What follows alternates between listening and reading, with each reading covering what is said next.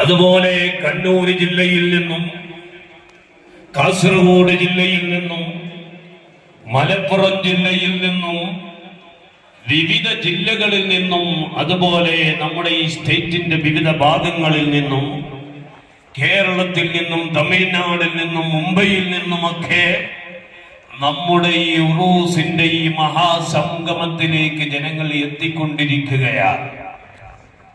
അൽഹംദുലില്ലാഹ്, വരുന്നവർക്ക് അല്ലാഹു അർഹമായ പ്രതിഫലം നൽകുമാറാകട്ടെ.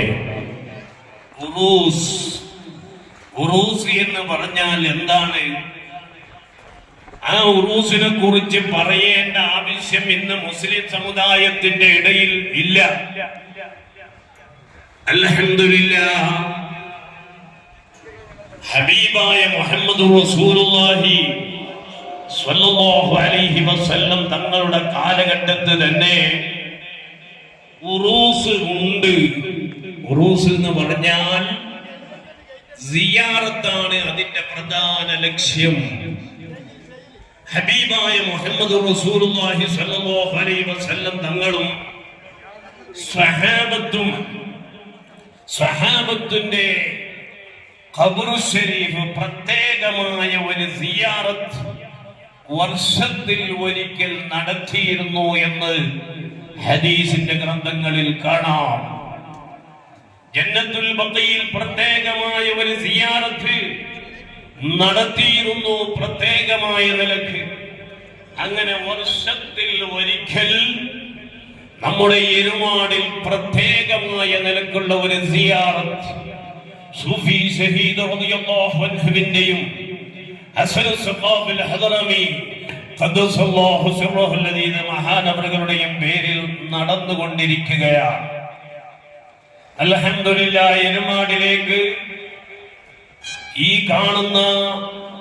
ഈ വേഗൽ കാണുന്ന പാടം, കണ്ടം, ആ കണ്ടത്തിൽ മുഴുവനും പാർക്ക് ചെയ്തുകൊണ്ട് ജനങ്ങൾ വിവിധ ദിക്കുകളിൽ നിന്ന് ഈ നാട്ടിലേക്ക് ഒഴുകുന്നത്, അത് നാം കേവലം ഒരു നോട്ടീസ് അടിച്ചതിന്റെ പേരിൽ മാത്രം അല്ല. മഹാന്മാർ അവർ ആരാണ്? അല്ലാഹുവിന്റെ ഖുർആൻ പറയുകയാണ്, ഇന്നല്ലദീന ഖാലൂ റബ്ബുനല്ലാഹ്.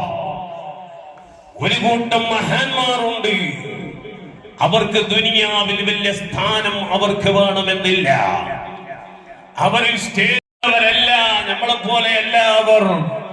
അവർ എല്ലാ സമയവും അല്ലാഹ് എന്ന ചിന്തയിലാണ്. അല്ലാഹ് എന്ന് പറഞ്ഞാൽ ആരാണ്? അവർ ഇന്നല്ലദീന ഖാലൂ റബ്ബുനല്ലാഹ് എന്ന് പറഞ്ഞിട്ട് അല്ലാഹു നിർത്തിയില്ല. സുമ്മസ്തഖാമൂ, അവർ അതിൽ അടിയുറച്ചു നിലനിന്നു. അവരാണ് മഹാന്മാരായ ഔലിയാക്കൾ. അവർക്കിവിടെ 400 കൊല്ലം മുമ്പ് എരുമാടിന്റെ ഒരു കാലാവസ്ഥ നിങ്ങൾ മനസ്സിലാക്കണം.